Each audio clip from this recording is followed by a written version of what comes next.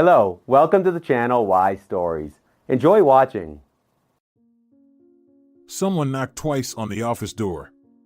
Mateo Soto, without diverting from the computer monitor where he was filling out some documents, tried to shout as loudly as possible, "Come in," so that he could be heard beyond the door. The person knocking clearly heard the doctor's response because immediately after the doctor said it, the door opened and a man entered the office. He looked quite respectable, a dark blue expensive suit that matched well with a red tie and a snow-white shirt suited this slim, light-haired man, who appeared to be around 35. The man's name was Pedro Gimenez, and upon entering the office with a folded warm jacket in his hands, he greeted the doctor. "Hello, Mateo. I came to you to ask about my test results," the man said, taking a seat opposite the doctor. "Are they ready?" "Pedro, hello," the doctor nodded, still not diverting his attention from the monitor. "Wait a moment. Hang your jacket on the rack," he said, pointing to the hanger behind the patient. Pedro hung his heavy winter jacket on the rack, and it nearly toppled over. "Okay, Pedro, your test results."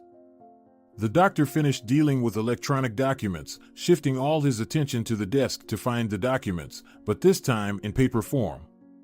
"Your test results, where are they?" He began sorting through some stacks while the patient was sitting back in his place. "Okay." Pedro was sitting calmly, very attentively watching every move of Mateo Soto. "Okay, here we go." Pedro Gimenez, the doctor, licked his lips. "Let's see what we have found." "I really hope nothing has been found," the man said with a hint of irony. The patient felt several seconds of the doctor's silence turn into hours. "Okay," Mateo said on an exhale. "Pedro, I will now tell you your diagnosis."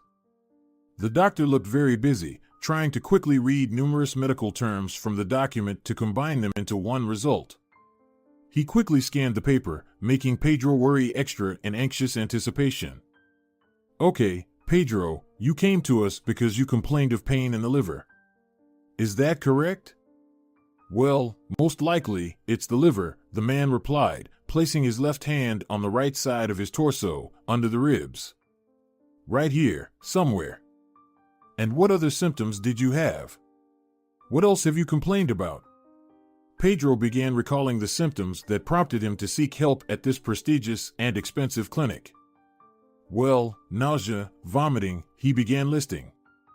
"Overall, I didn't have an appetite." "So," Mateo set aside the sheet of paper. "Looking at the results of your tests, I have a very mixed impression. Tell me, have you noticed recently that you, for example, have lost a lot of weight?" "Yes, I've noticed," the man said tensely. "What's the matter?" The doctor leaned slightly forward, interlocking his fingers, and said with some unclear regret. "Pedro," he was trying to choose his words, "I have reviewed your test results. Now you have listed the symptoms with which you came to us." He paused slightly, creating a 1-second pause. "You know, sometimes even the most accurate instruments and programs can make mistakes, and in your case, I sincerely hope they are wrong." "Mateo, don't beat around the bush," the patient interrupted in a serious tone. "What's with my test results? What's the diagnosis?" "Pedro, I have to inform you that you have liver cancer. Based on the tests, I wouldn't say it's very bad, but there are reasons to be concerned, of course." Pedro Gimenez stopped hearing the doctor after he got to know his diagnosis. The world completely turned upside down, lost all its colors, and became gloomily gray. All of this happened in a second, in one moment. The man just froze, staring at one point and almost not moving. All the energy that was in his body rushed to his head and immediately dissipated. In just a few seconds, the man lost all strength to do anything. He was now thinking only of one thing: why? Why did this illness strike him? He took very good care of his health. He never drank or smoked, exercised in the gym, and adhered to a balanced diet. Every 1.5 years, he tried to undergo examinations at the most decent and expensive clinics in the country, thanks to the possibilities available to him. Pedro always took care of himself and tried to consider every tiny detail, down to the last speck of dust in his apartment or the reduced humidity in the air. The only thing Pedro couldn't sacrifice for the sake of his health was work. It was, perhaps, his only weakness. He worked a lot. He tried to completely switch to the night mode because, during this dark but truly enchanting and beautiful time of day, his mind was most active. The transition to night mode was also influenced by the fact that the main office of his company, where he regularly appeared 4 times a month, was in a different time zone. Pedro managed to set up his own business to operate on its own, without his constant presence, and, taking advantage of this, fulfilled his long-standing dream to move to the north. This place always attracted him, and he often dreamed of moving to this snowy place. And it turned out that when it was daytime in the city where his company was located, it was already late evening for him. It was much easier to manage the business this way, and, as mentioned earlier, Pedro found it much easier and more comfortable to work at night. The doctor took the paper with the patient's test results once again. He carefully looked down and responded, "Yes, there is. The treatment can cost a lot and last a long time, but you can recover. In your case, the main thing is not to delay."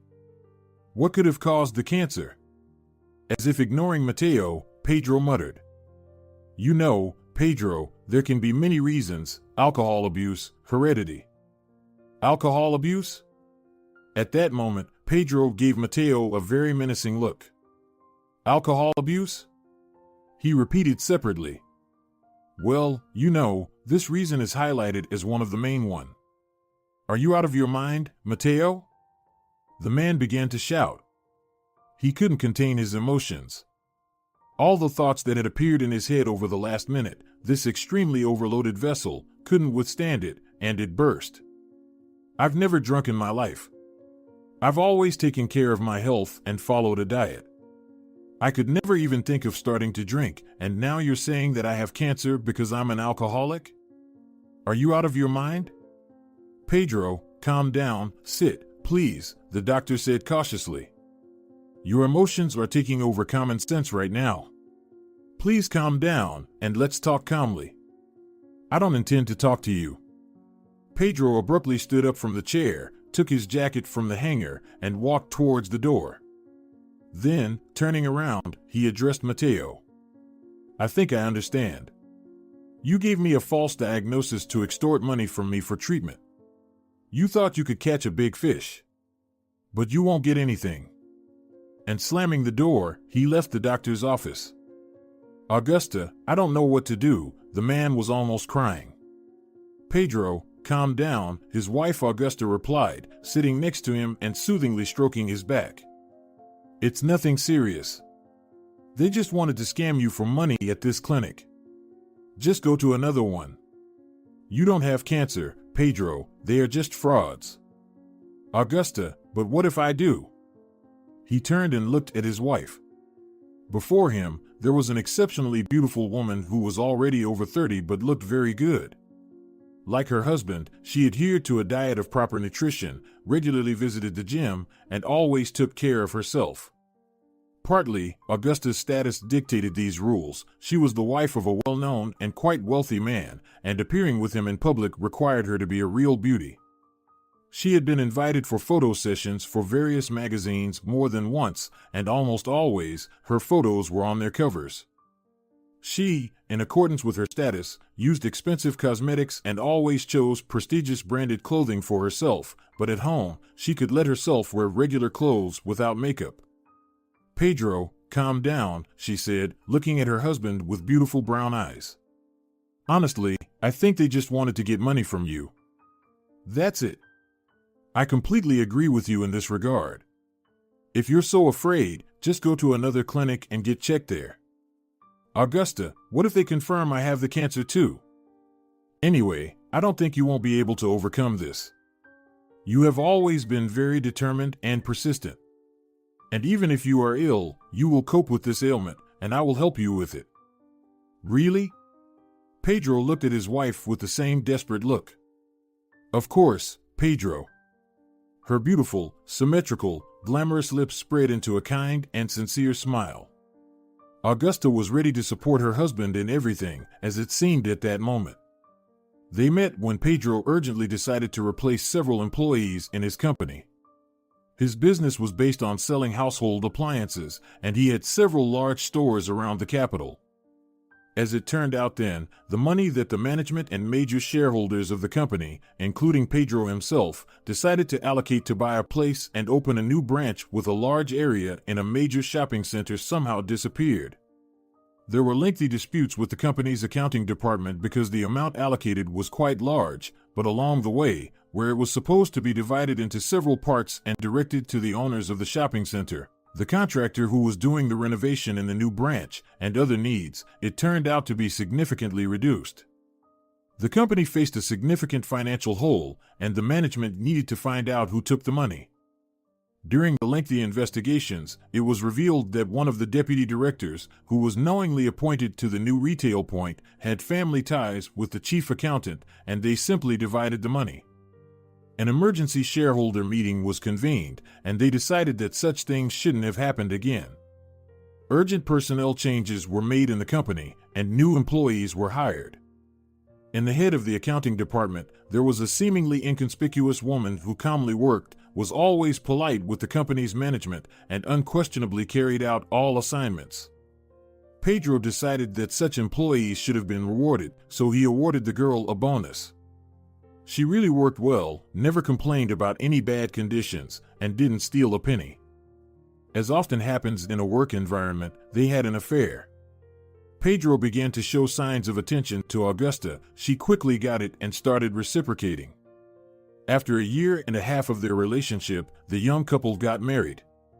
Augusta was very happy at the wedding and was able to choose a very expensive wedding dress for herself, as Pedro appointed her as the chief accountant and significantly increased her salary.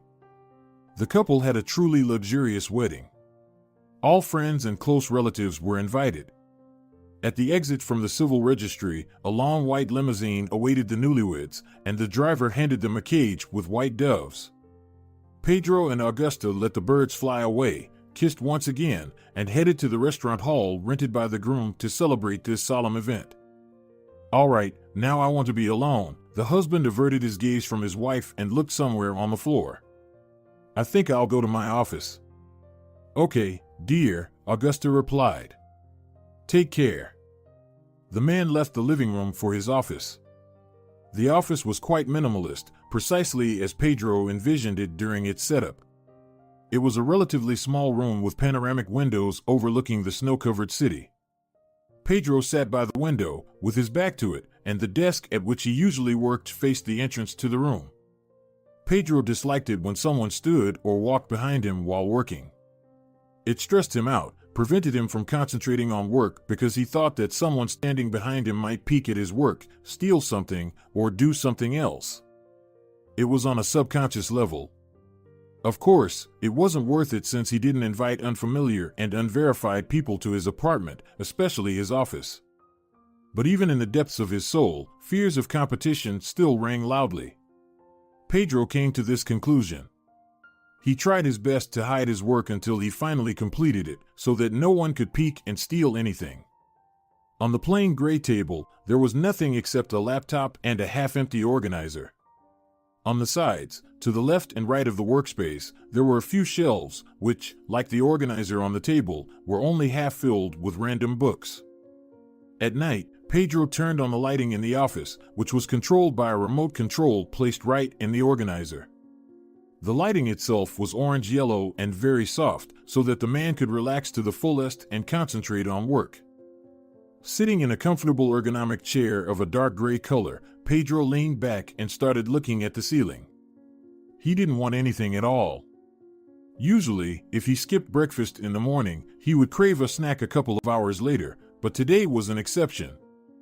He hadn't eaten since morning, and now it seemed like he would never want to. The world completely lost its colors, becoming gloomy. He didn't feel like crying or shouting throughout the apartment in challenging situations or moments of life. The resilience to stress he had developed over the years helped him with that. But in this case, when he realized that metastases could spread throughout his body at any moment, even his well-developed stress resilience hardly coped. In an instant, he seemed to lose the desire to live. Apathy, fatigue, which he had previously ignored, and some previously unknown loss of meaning in life now seized power in Pedro's mind. He had tried not to let such feelings linger in his mind for too long before, but now he had no other feelings at all. So he had been sitting for about an hour, gradually realizing that he needed to pull himself together. Inaction and constant pondering over the situation wouldn't lead to anything good. A week passed. During this time, Pedro and his wife Augusta searched the internet for a clinic with good ratings and reviews, aiming to avoid falling victim to scammers. Yes, they sincerely believed that Mateo Soto was just a fraudster trying to profit from a wealthy client by giving him the wrong diagnosis. The family tried to find a suitable clinic as quickly as possible.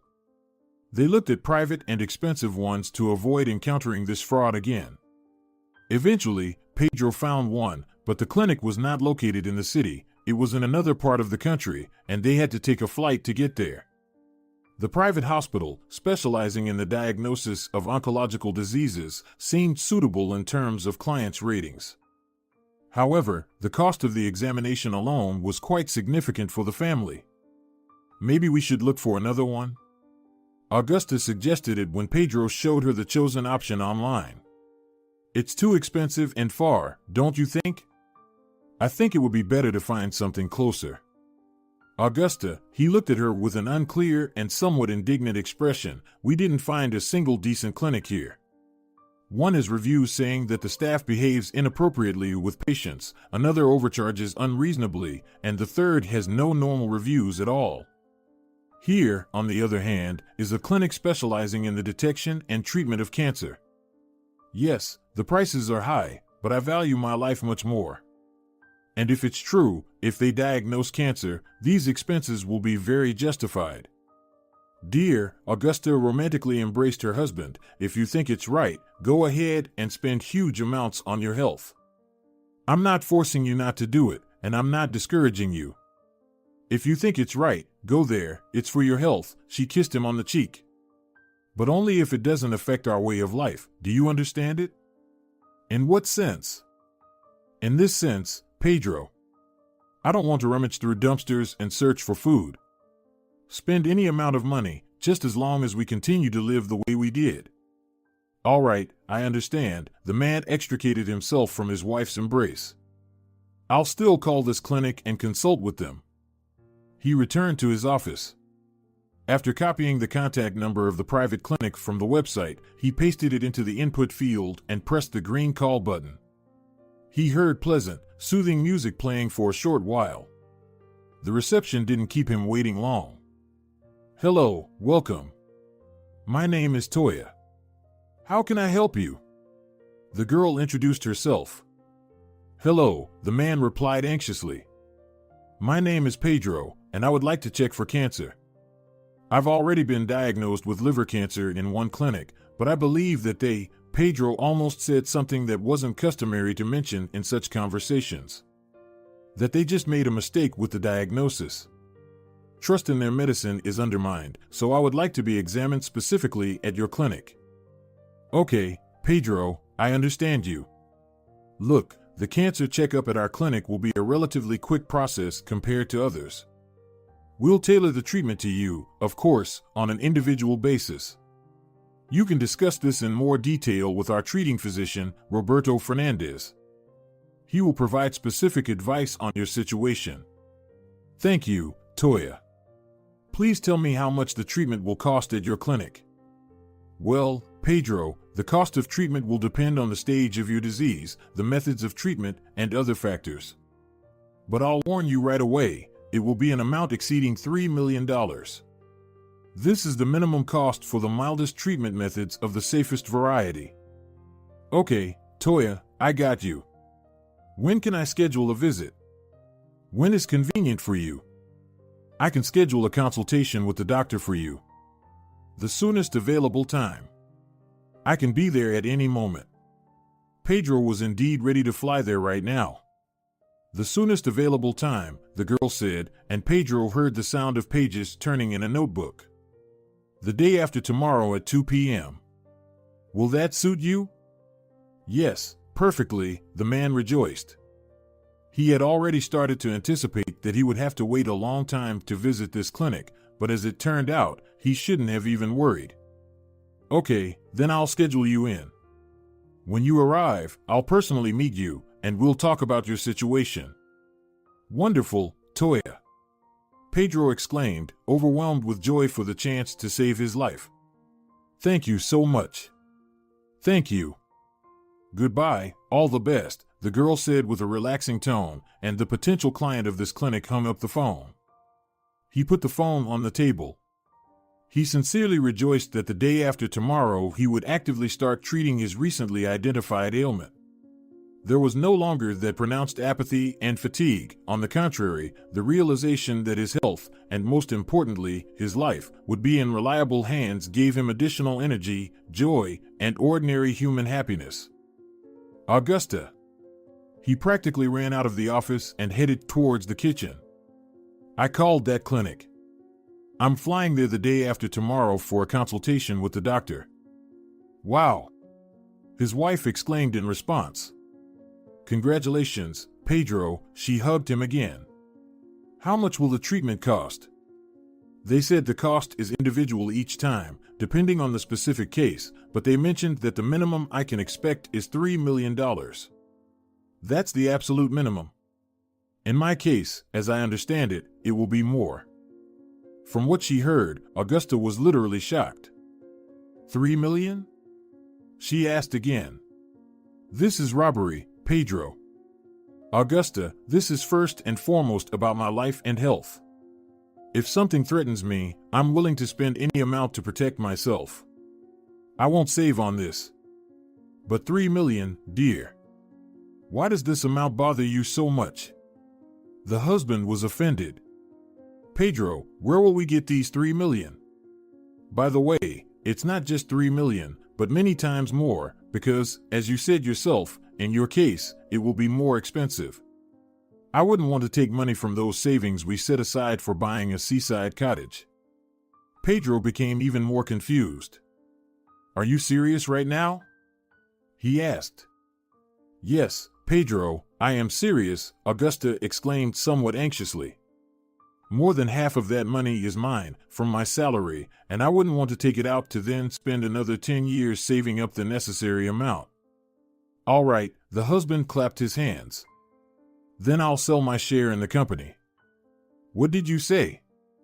The husband's statement plunged the wife into a real shock, even more than the amount she had just heard for the treatment. Pedro, have you completely lost your mind? Yes, Augusta, I have. I'd rather live poorly, but I'll live, than indulge in luxury for the remaining short time. If you don't want to spend a part of the money from that account we set up to save for a cottage, I apologize. I'll do what the circumstances dictate. I have no other ideas. Yes, Pedro, I don't want to. The wife shouted even louder. I'm only sorry because I've been saving money from my salary for several years. Yes, I know there's your part there too, but I won't allow you to touch my long-standing dream. I want to live by the sea. Pedro didn't expect to hear such words from his own wife. He felt hurt in an instant, and he even pitied himself somehow. All right, Augusta, I got you. I'm going to sell the company. Sell it, good luck to you. Go ahead and cure your non-existent cancer. You're just wasting money, you know, right? I don't want to hear from you anymore, he said, turned silently, and left his office. It seemed like Pedro had a serious quarrel with Augusta. She couldn't accept the fact that her husband's own health and life were much more valuable than any money or a seaside cottage, and she didn't even want to lend him money for treatment. She was an economist by education and was good at saving and accumulating, but she did it for herself. Pedro was sitting in his office again and grieving. It was getting dark, and he turned on his soft lighting, which was originally designed to alleviate stress, relax, and distract from negative thoughts, but now it didn't help. For some reason, all the major decisive changes in a man's life lately happened instantly, from mood swings to complex decisions. So, first, his life turned upside down after Mateo Soto's diagnosis. Then he had a quarrel with Augusta, as a result of which the man concluded that his wife wasn't very loyal to him. This led to the instant decision to sell the business. Even after announcing this decision, Pedro had no doubt that it was right. And now, as he was sitting in his office in a comfortable and warm chair, he profoundly reassessed his values. Thinking about life and the insurmountable problems that had arisen, Pedro realized that he had spent a significant part of his life with a very mercenary and greedy person. It suddenly occurred to him that Augusta was with him only because of his financial situation. Augusta didn't become his friend. Now, understanding the whole truth, he could compare their relationship to some business meetings with business partners. He had attended such meetings repeatedly and learned to find mutually beneficial compromises, just as in their family life. Suddenly, it turned out that Augusta was just a business partner. The only difference between real business partners and his wife was that Augusta didn't even want to seek a mutually beneficial solution to the problem. At any cost, she wanted to save money, and she mostly didn't care about her husband's life. Divorce, the thought flashed in Pedro's mind. Divorce wouldn't be a severe financial shock for him. The business and the apartment were his before their marriage, and the few pieces of updated furniture weren't expensive to the man. I shouldn't leave it like this. She'll drain everything out of me, he thought. Now he understood that if he sold his business, he would lose his wife as well, even though he no longer cared about that. The primary task was to treat liver cancer. The next day passed in tension. Pedro didn't want to have any contact with his wife in any way. She became so repugnant to him in an instant that he had to sleep on the living room couch that night. Augusta, too, if you can say so, was disappointed in her husband, although he was more disappointed in her. All this time, she sincerely believed that her husband was willing to sacrifice everything for her well-being. Ultimately, it reached such extremes that she no longer saw any boundaries and thought he owed her something. Deep down, she turned into a plain freeloader, and this was already irreparable. She simply concealed it fairly skillfully and professionally. Thus, this vile trait in her character could only be discerned at a critical moment. On the evening before the scheduled visit to the clinic, Pedro began packing his things. His flight was at 10 p.m., and by morning, he had to reach his destination. As he planned, he was going there for a few days, so he needed to pack enough things. He took with him some cash that he planned to spend on a possible paid consultation. Due to the joy of finding a proper clinic, he completely forgot to clarify this. He had to pay for transportation and food, as well as for booking a hotel room, which he had also already chosen. Tossing a few pairs of regular blue jeans, 2 sweatshirts, 3 t-shirts, and a couple of pairs of underwear into his suitcase, Pedro was getting ready to leave the apartment. These days, they hardly communicate. Augusta silently cooked food, did the laundry, and attended to her own matters, while Pedro, hoping to focus on work, read reports from his company. He had informed the management and partners that he would step away from business for an unknown period but would definitely return. Pedro deeply regretted telling Augusta about his intention to sell his stake in the company to pay for treatment and rehabilitation. He reached for his jacket on the hanger near the door when his wife appeared in the living room doorway. "Leaving?" she asked, crossing her arms businesslike over her chest. "Yes," Pedro replied tersely. "What is it? Are you worried about me?" "No, I'm planning to pack my things and move away from you." "I can't stand your character," she declared. "I've tolerated it for several years, and when it came to money, I suddenly became unpleasant." "Fine. I won't hide it, but it's true. Tomorrow, I'm packing my things and leaving you.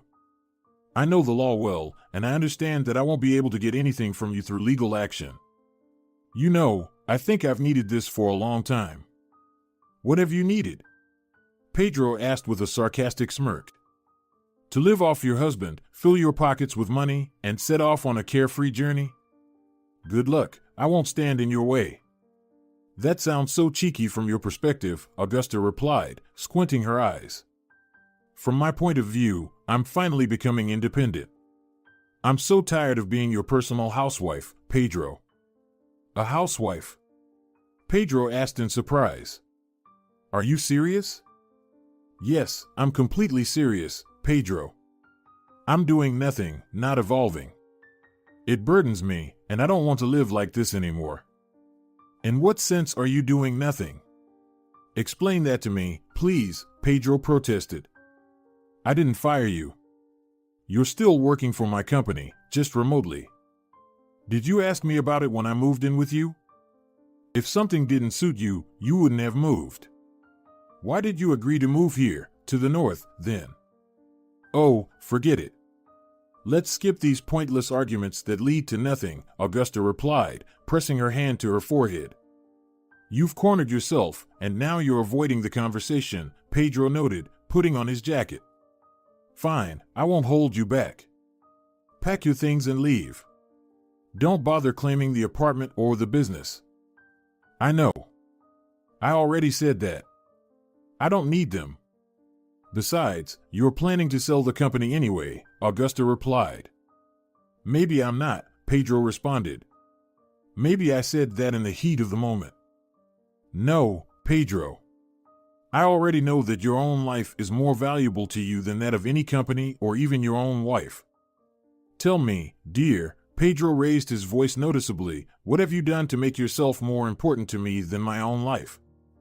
That's not for me to judge. Then what are we arguing about? Pedro glared at his wife angrily. What did you want to say? You'll have a lot of free time at the hotel. You can think about what I wanted to say there. You're disgusting. How could I live with you all this time? You're like a snake on my neck, Pedro replied, fastening his jacket. Turning around, he added, leave the keys at the neighbor's. Lorenza lives there. She's a nice, honest girl, unlike you. When I arrive, I'll call her and ask if you gave her the keys. I'll bring them. You don't need to worry about me. I don't want anything from you, Augusta calmly replied. I will withdraw the money from the savings account. You have no right, Pedro calmly replied. It's marital. We'll divide it in the case of divorce, don't worry. He didn't bother listening to what Augusta might say in response.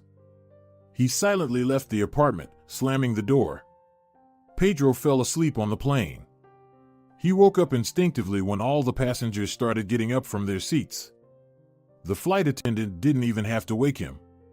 Rubbing his semi-sleepy, sticky eyes with his hand, Pedro looked out the window. The takeoff strip of an unfamiliar airport somehow immediately evoked doubts in the man.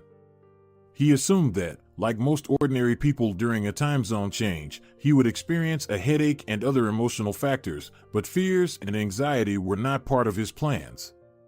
He successfully retrieved his suitcase at the baggage claim and exited the airport. It was an unknown city with no snow, unlike the one where he lived. Suddenly, he felt lonely, like an unwanted person in an unfamiliar place. The only comforting thought was that he would be here for a very short time, just a couple of days. He felt similarly unwanted when he moved to the capital city. In his youth, as soon as he graduated from college, he decided to move far away from his small town. He went to a big metropolis in search of a better life because the one he had lived throughout his youth was categorically unsatisfactory. He grew up, as mentioned before, in a small town, and young Pedro couldn't live there comfortably. Since childhood, he has dreamt of becoming a successful leader, steering a big company, and being an authority figure for others, a successful example, a model to follow. Even at a young age, he was aware that he was much smarter than his parents.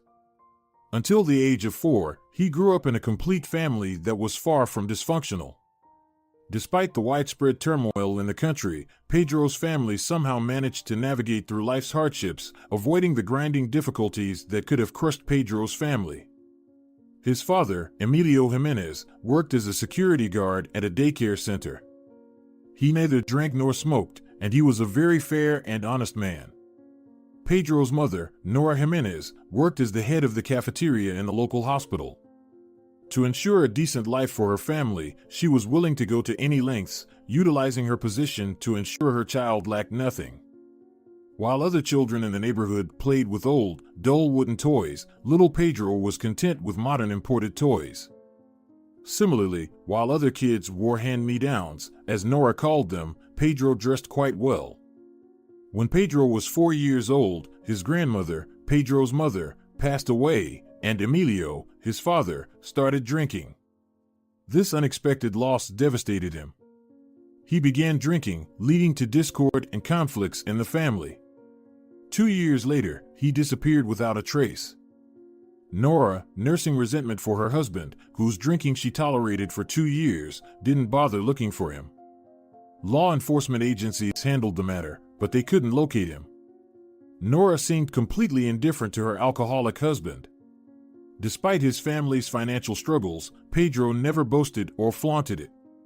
He understood that he was just like any other child. He willingly let his friends in the neighborhood play with his new, fashionable toys, always helped them, and generally didn't display any superiority. As Pedro grew into a teenager, he realized that this town was not where he belonged. It was small, with no prospects for growth. One day, he expressed his future plans to his mother, and she reacted strongly. She had different plans for her son and seemed unwilling to consider his opinion. "You'll receive education as an electrician, and when you finish it, you'll become an economist," she replied. "What capital are you talking about? What business?" This was the beginning of his growing resentment towards his mother. Unpleasant as it was for Nora to acknowledge, her son was much smarter and more forward-thinking than she was. From his father, Pedro inherited honesty and fairness, and from his mother, the opposite qualities, cunning nature and vanity, but in a reasonable measure. These entirely different qualities coexisted remarkably well in this young man. After finishing college, Pedro, without saying anything to his mother, bought a ticket to the capital using the money he had saved from his scholarship and left. He left his mother a so-called farewell note. "Mom, I want to address you probably for the last time. I understand perfectly well that I'm your son, and with your character, you don't accept my point of view. I don't want to offend you, but I'm stating facts. By nature, you are excessively selfish, or more precisely, egocentric. But I'm 19 now. Due to health problems, as you well know, I'm not fit for military service, so the road to life is open for me. I believe my level doesn't match the place where you'd like to see me. I have to leave now. I don't accept any remarks or, as you call them, warnings on this matter. I will live the way I want because, in my opinion, I deserve better. I think in your pursuit of happiness, you completely forgot that I am your son, not a puppet. I am a different person. I, like all normal people, intend to strive for the best. Maybe you would have made an excellent leader, but I'm not your subordinate. I have grown up independently, leaving this parental nest. I am leaving for the capital. I have some action plans, but I know you have no intention of listening to me, so I'm stating it as a fact. In the capital, I'm sure a better life awaits me. Forgive me for this, Mom, but I probably got this independence or selfishness from you, but I understand that in my case, this selfishness is within reason. I hope we'll meet again someday.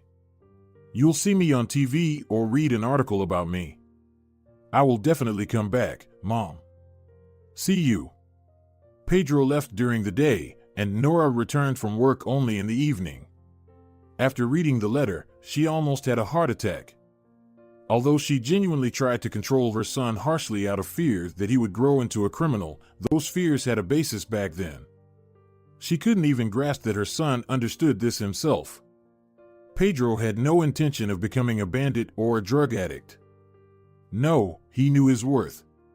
Practically, he devoted his entire childhood to books and various documentaries to understand how different structures work. Pedro diligently studied history and was fascinated by psychology to understand people's motivations with whom he would have to collaborate in the future. In simpler terms, from a very young age, practically from the first grade, he began preparing himself for an adult and challenging life in which he was absolutely certain he would achieve great success. A few days into the tedious bus journey to the capital, Pedro got off at an unfamiliar stop. Just like then and now, he felt like a small person in a huge metropolis, unnoticed and inconspicuous. The only difference between the current situation and then was that Pedro was now a mature man. Exiting the airport with his suitcase, he started looking for a taxi. Usually, there were persistent private taxi drivers near various stations who charged double or even triple the official rates. And indeed, he found such a car. It was a gray foreign car. Pedro wasn't good at identifying car brands, and there was an inconspicuous orange checkered sign on the roof. A man of Spanish appearance, wearing a cap with thick black mustaches and a small, sparse beard, was standing near the car. Pedro immediately headed in his direction. "Hello," he approached the taxi driver named Vasco. "Hey, man," the man replied, spreading his arms. "Where are you going, my dear? I'll get you there quickly. I know all the roads around here." Pedro glanced at his wristwatch. He had 3.5 hours left before his appointment at the clinic. "How long does it take to get to the clinic from here?" the man asked. "Well, I'll tell you right now." The taxi driver closed his eyes and began to softly hum, recalling the route. "It takes an hour and a half to get there without traffic jams," he finally answered. "And with traffic jams?" "Well, with traffic jams. Listen, who knows, right?" Vasco smiled kindly. "An hour or two, maybe 3. It depends on the traffic, you know." "What about the price?" Pedro asked mischievously. "Listen, we'll figure out the price. Come on, jump in, and let's go." The naive taxi driver didn't yet know who he was dealing with. He thought he could easily rip off Pedro for money, but Pedro stood his ground. "No. Tell me the price." "I won't go until you tell me the amount." 3, Vasco sharply replied. 3,000. Vasco frowned, envisioning the route from the airport to the clinic, which would take an hour and a half under favorable conditions. "Agreed. 3,000 for 1.5 hours of driving without traffic or 3 hours with traffic. If you get me there in less than an hour without traffic, I'll pay half. Deal?" "Listen, what's your name, sir?" He took a step forward. Pedro confidently replied. "My name is Vasco." "Listen, what's with this audacity? I'm already giving you a discount, and you're putting your conditions on me. 1,500 if you get me there in less than an hour without traffic. If there are traffic jams, then 1,500 if you get me there in less than 1.5 hours. What if it takes longer than 1.5 hours without traffic?" Vasco asked. "In that case, we'll settle it on the spot. Just so you know, if you crawl like a snail, we'll have a talk, so let's go and ride at a normal speed. Look at how persistent you are. Listen, what do you do, man?" Vasco approached Pedro from the side and threw his hand on his shoulder. "Are you some kind of businessman?" "Why does it matter?" Pedro replied, smiling. "Either agree, Vasco, or I'll go to that other car. It seems like a simpler deal there. I'll definitely make a deal with him." The man chuckled. "Look at him. Okay, we've got a deal. Let's go." Vasco opened the trunk, Pedro loaded his suitcase, and they headed to the specified address. They arrived at the clinic almost exactly 1.5 hours later. Despite his initial impression of deceiving the naive customer, Vasco didn't lie, and Pedro paid 3,000. After bidding farewell to the driver, Pedro took the suitcase by the handle and entered the clinic. He waited for the appointment for 2.5 hours. The same receptionist, the girl he had spoken to on the phone the day before yesterday, was sitting at the front desk. "Hello, I have an appointment with Roberto." Pedro forgot the surname of the doctor he was supposed to see. "Roberto Fernandez?" Toya clarified. "Yes, him. I called you the day before yesterday. I'm Pedro." "Yes, I see. Pedro, you have an appointment at 2 o'clock. Please tell me your last name and first name." Pedro Gimenez, the man dictated. Okay, thank you. You can sit on the bench for now. In which office should I go? Pedro asked. Oh, sorry, Toya giggled. I completely forgot. The 8th office.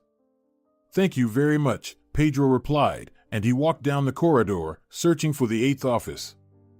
Finding the right door, he placed his suitcase next to the bench, took off his jacket, sat on the white bench, and began to wait for the appointed time. Meanwhile, there was no one in the corridor, but on the adjacent bench, there was someone's jacket. About an hour passed, and a middle-aged but elegantly dressed woman came out of Roberto's office. She hurried to retrieve her clothes from the neighboring seat, and a mustached and bald man around 60 in a tightly buttoned white robe followed her. Hello. Are you Pedro? The man addressed Pedro politely. Hello, yes, it's me. Good, come in, he said, gesturing for the patient to enter the office. Pedro glanced at his watch. He had always tried to adhere to a work discipline, even though he sometimes failed.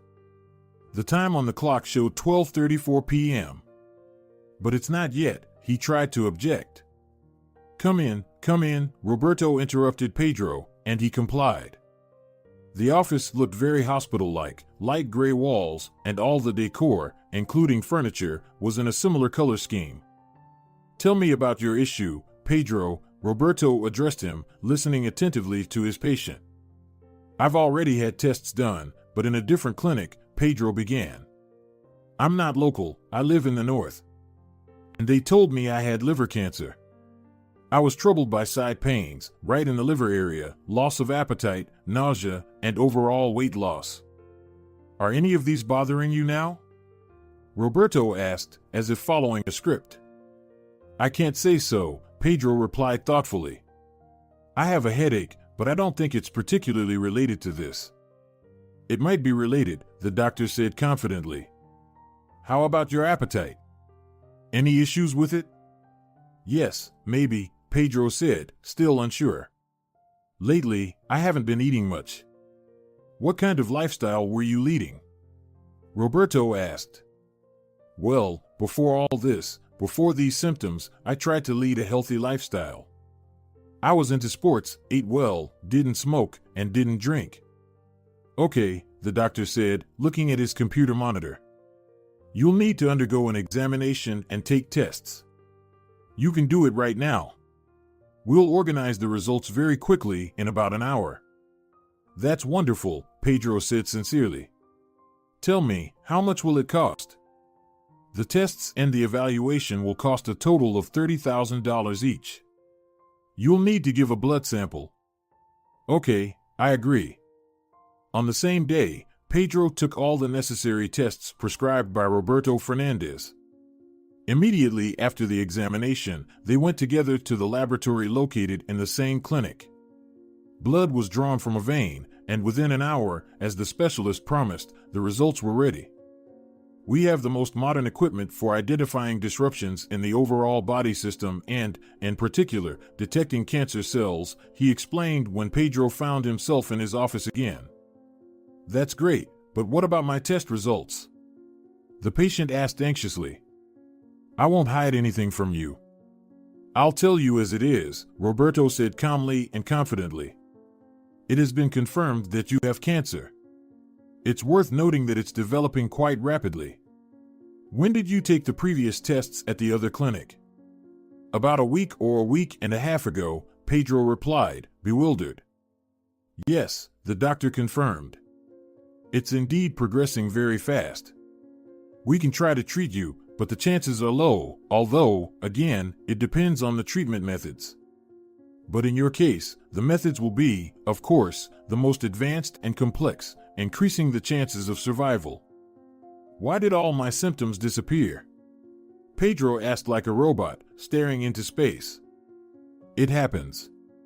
I won't delve into medical terminology right now. I'll just say that it happens. And how much will this treatment cost? Around 10 million, Roberto said calmly. I don't have that kind of money right now. Tell me, how long do I have left to live? I think you're ordinary, peaceful life may come to an end in a couple of months. After that, some agony and constant suffering will begin. Trust me, I know what I'm talking about. The road back. Everything seemed shrouded in mist, surrounded by darkness. Not a single positive thought. Everything revolved around the fact that life was coming to an end. Realizing this was painfully sad, sorrowful, and bitter. Almost all of his free time Pedro dedicated to work. And now, when life seemed to be coming to an end, he, like an old man on his deathbed, looking back, realized that he had made a huge mistake. He hadn't managed to see the world, he hadn't done everything he had planned for life back in his teenage years. As if everything went off course. He somehow didn't account for a deadly illness. He decided not to stay on this ill-fated business trip and chose to return home as soon as possible. He was determined to sell his stake in the company. He could easily cover all the expenses for treatment if he did that. The only problem was time. Selling his stake is a lengthy and tedious process. Firstly, he needed to find someone willing to buy it, and even Pedro couldn't estimate approximate terms. Outside the clinic, where his worst fears were confirmed, there was one available taxi. It wasn't Vasco behind the wheel, but another man who also easily took Pedro to the airport. However, the passenger, accustomed to various profitable deals, didn't haggle this time but agreed to the price set by the private driver. He had no time for that now. He sincerely hoped that there would be available tickets for a return flight to the north, even with layovers, at the airport. Anxious thoughts overwhelmed him on the way, growing in scale geometrically. Looking out the window at the nighttime city, where, unlike his hometown, there was no snow, Pedro thought that soon he would turn into a similar darkness himself. Again, literally in a moment, he simply devalued his life and everything he had achieved in these short 35 years. He now couldn't care less about the conditions his employees would have in the company under the new owner, who would get his apartment and all his belongings. And more. There was nothing more in his life, only the company and a large apartment in a good, elite residential complex. That was it.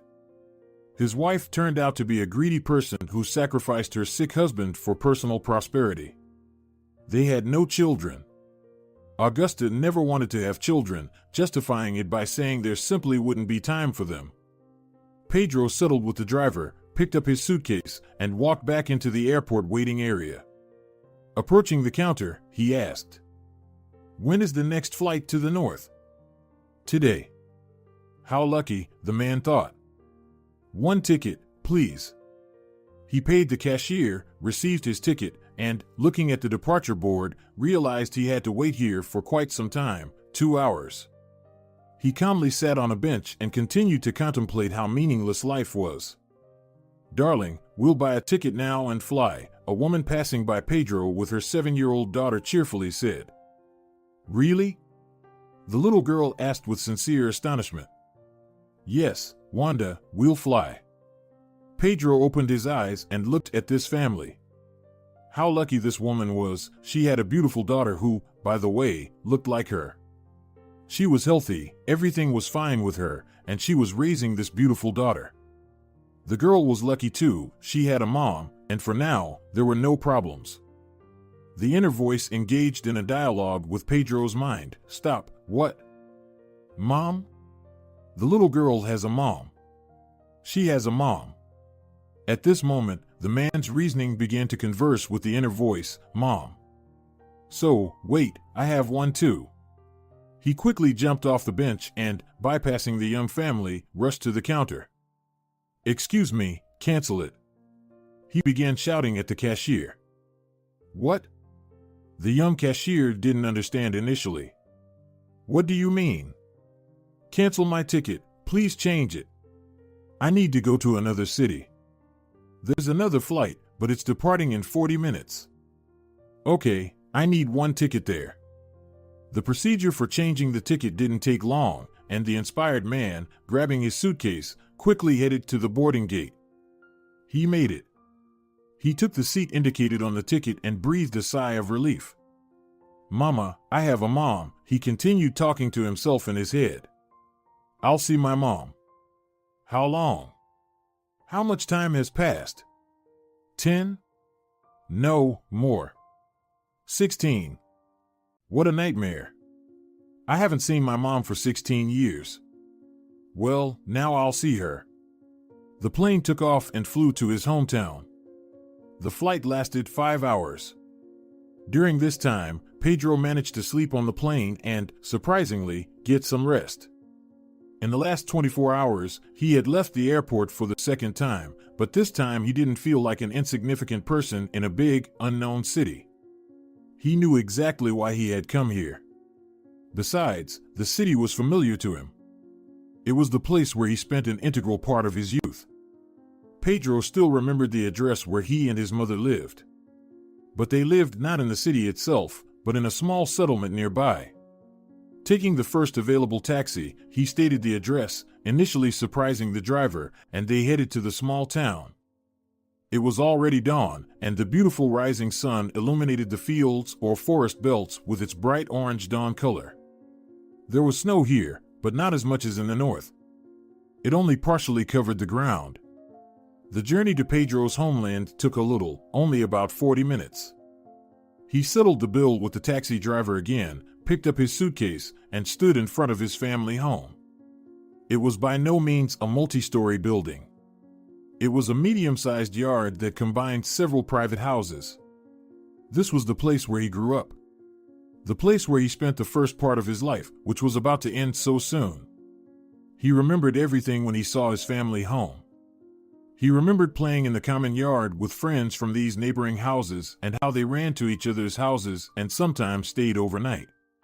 All of childhood seemed to rise to the top in an instant, as if dominating all other thoughts, including the deadly illness. Exhaling warm breath with a smile on his face, Pedro approached the gate. Suddenly, he saw a beautiful young woman coming out of the house where he lived, and this house stood right in front of the entrance to the yard. She was dressed similarly to Pedro, regular blue jeans, a black jacket with a hood pulled over her head. She wore high, warm felt boots. As soon as she left the house, she immediately noticed the man standing with a suitcase in front of the gate. "Hello," she shouted with a thin, enchanting, and very beautiful voice. "Who are you looking for?" "Hello," Pedro shouted confusedly. "Who lives in the house you just came out of?" The girl, looking around, quickly descended the low steps of the house and ran to the gate. "It's me and my mom, so, to speak, what is it?" Pedro became even more confused. For some reason, initially, he didn't even consider the possibility that his mom might have moved from this house to another place. He tried to pull himself together and asked, "Nora Gimenez used to live here. Do you know where she moved?" "She still lives here," the girl answered, surprised. "And who are you, actually?" "Wait, I don't understand anything," Pedro interrupted. "You said you and your mom live here, right?" "Well, she's not exactly my mom," the girl said, embarrassed. "And who are you? Can you tell me?" "I'm her son," Pedro exclaimed. "And I don't quite understand why I have a sister." "So you're her son?" The astonished girl exclaimed as if meeting her childhood idol. "Well, yes," Pedro calmly replied, but deep down, he felt some guilt. "Can I visit my mom?" "Of course, come in." The girl opened the gate, and Pedro, carrying the suitcase in his hand, entered the yard, reminiscent of how he used to carry a briefcase to school. "I assume your name is Pedro, right?" the girl asked. "Yes, Pedro. By the way, what's your name? You haven't introduced yourself." "My name is Marta." "Nice to meet you." "Nice to meet you too," Pedro replied. "Why did you say that you live here with your mom?" "Nora is not your mom at all." "It's easier for me to say that," she said. "You may not remember me or even know me. When you left, you were 19 and I was only 12. And my real mom, who lived on Oak Street. Maybe you remember, it's on the other side of the city. My mom was good friends with yours." "What's your mom's name?" Pedro interrupted Marta. "Her name was," she said softly, "Zoraida Castro." You might remember her? Ah, exclaimed Pedro. Yes, I remember Zoraida. The whole neighborhood used to visit her for fortune-telling. Was that her? Yes, Marta replied. And my mom passed away when I was 12. Nora, your mom, felt sorry for me and took me in. Do you know how she grieved when you left? She couldn't find peace, took tranquilizers, and barely ate. It is difficult to convey in words what Pedro felt at that moment. His heart pounded in his chest as if it were not a heart but a washing machine. He felt incredibly ashamed. He felt guilty towards his mother, but he couldn't have acted differently. Circumstances led him that way. Meanwhile, Marta and Pedro entered the house. You go inside, and I'll run to the store, Marta whispered. It's 6 a.m. What store? Pedro wondered. We recently got a 24-hour one. We ran out of bread at home. I'll be back soon. And the girl rushed out of the house. Marta, why are you running back and forth? A senile voice came from somewhere in the room. Did you forget something? Deciding not to make unnecessary noise, Pedro quietly took off his shoes, left the suitcase in the hallway, which, as he assumed, had been renovated by Marta since his departure, and went into the room. He entered the living room, from which he heard the voice. The voice hadn't changed much in 16 years, it just gained a bit of hoarseness. Such a familiar yet, at the same time, forgotten voice sent shivers down the man's spine. Marta, Nora shouted even louder, are you here? Entering the living room, where an elderly woman with gray but well-groomed hair was sitting, wearing glasses with thick frames, Pedro couldn't utter a single word. Everything he was psychologically prepared for at that moment was just to nod in greeting. The old lady, sitting on the sofa and getting ready to turn on the television, looked at the man. It was as if she didn't recognize him at first and didn't understand who ended up in her house. There was some random person. It seemed that this was the initial thought of the elderly woman. But then, a couple of seconds later, when she was able to look well enough into the face of this unfamiliar man, the woman's shock was clear. Her eyes literally bulged out, and she dropped the remote control from her hands. It fell to the floor and cracked, so that the cover of the battery compartment flew off. Both of their breathing quickened. Pedro, holding out his arms as if to signal his readiness for a strong embrace, tearfully said, Mom, I'm home. At that very moment, Nora literally jumped up from the couch and quickly ran to her son. Pedro! She shouted. My dear Pedro has come home. She held her son tightly, whom she hadn't seen in 16 years, and started kissing him. It's hard to describe the emotions of a mother who knew nothing about what was happening with her son over the last 16 years. Some mothers, especially the irresponsible ones, come to accept this or completely forget that they ever had children.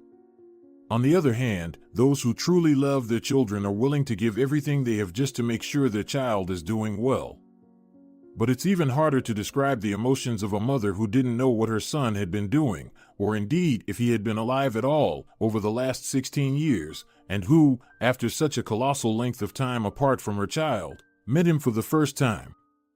Primitive, genuine maternal feelings never fade, even when a mother hasn't seen her child for 16 years. They gradually diminish, retreating to the depths of the soul, but they remain for a lifetime. They may not manifest themselves in everyday life, being completely concealed behind a mask of moral well-being, but deep inside, a mother who was separated from her son would wake up every day with hope that today he would come home, that today she would see him and understand that her child was safe and well.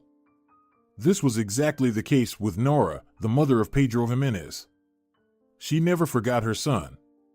Every day she prayed for his health, although before her son's departure, she was a convinced atheist and thought that now, somewhere in the world, her child was alive and well. Marta, today is a special day for me. Nora burst into the hallway, crying and shouting, when she heard the noise of the front door closing.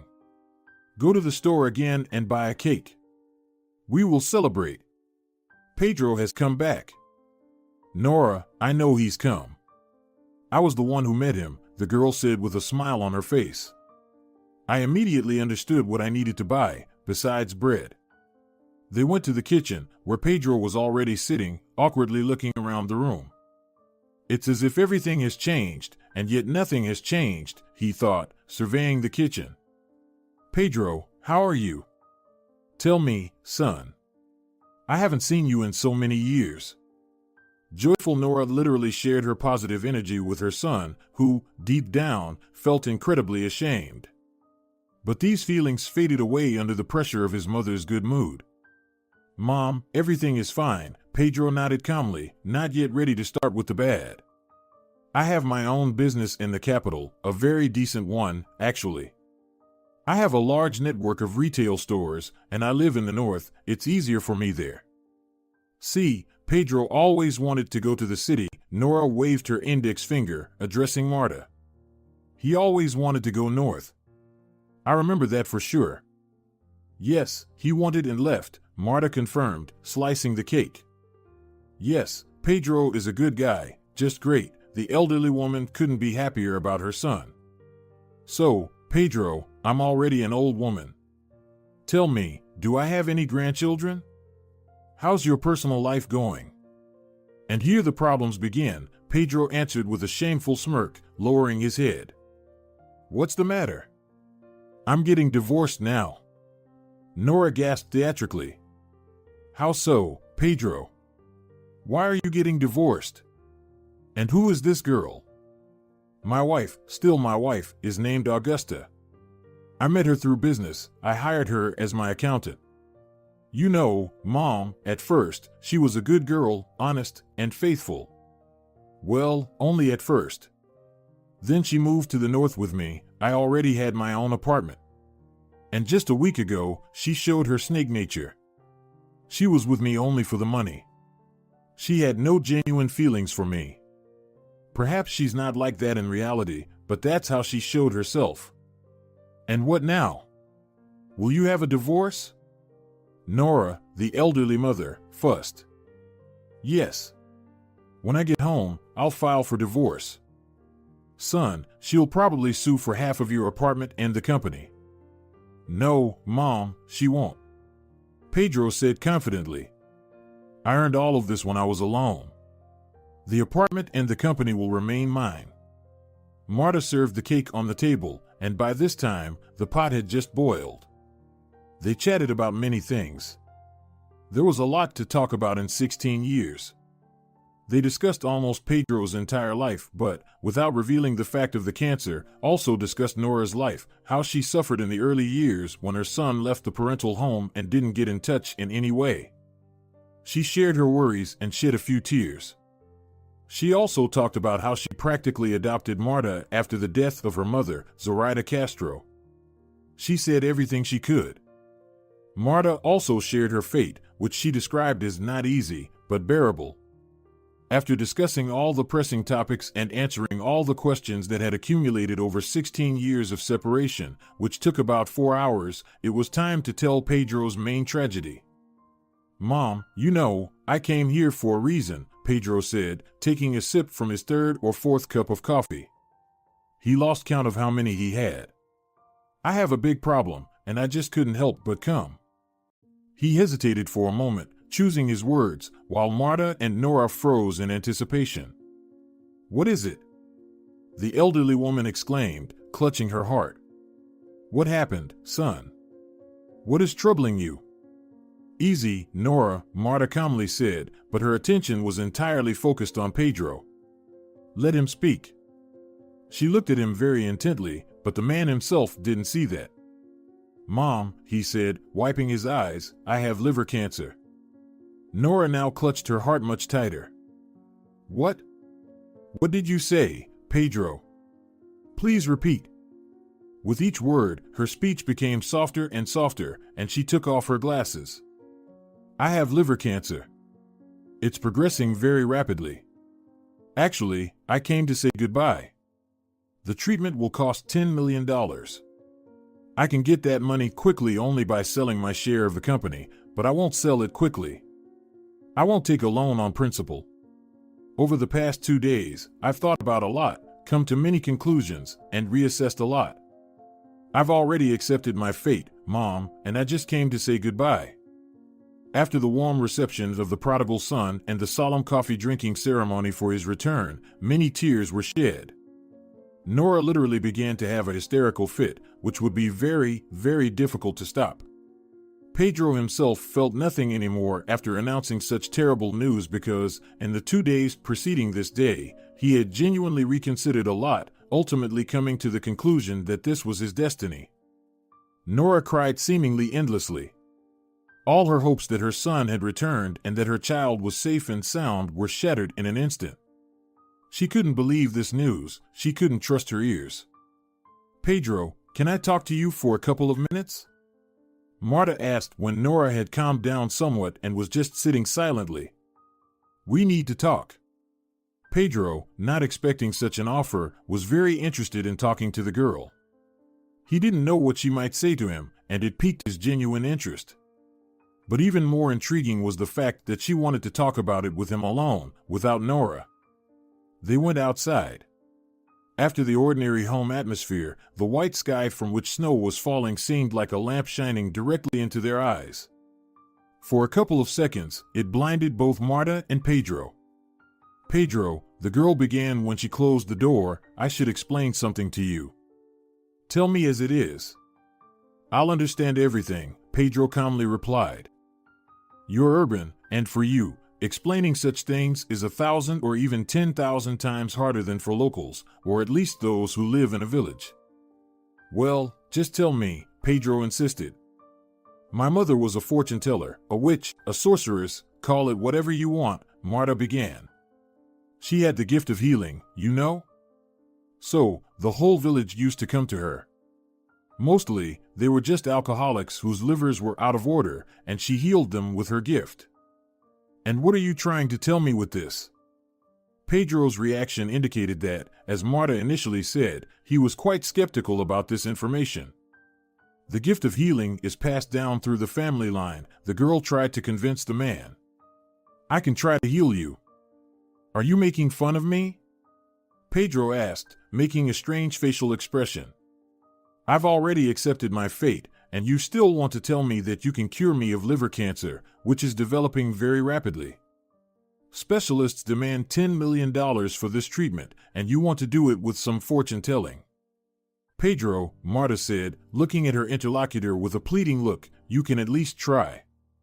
You won't need to do anything. I'll do everything by myself. Well, almost everything. It's free. I'm not asking for money from you." "And how long will this operation last?" Pedro emphasized the word operation. "I don't know, I have to try. I have a book with spells for all diseases, including cancer. We just need to see how to read this spell and what rituals need to be performed." "Well, if you insist, we can try," Pedro said, as if doing a favor. "But I think it will be a waste of time." "We'll see, Pedro." "Why are you asking me here, not inside?"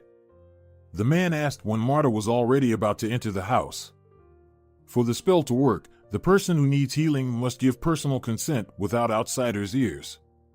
Only after he has agreed face-to-face to the ceremony and spell can this information be made public, so to speak."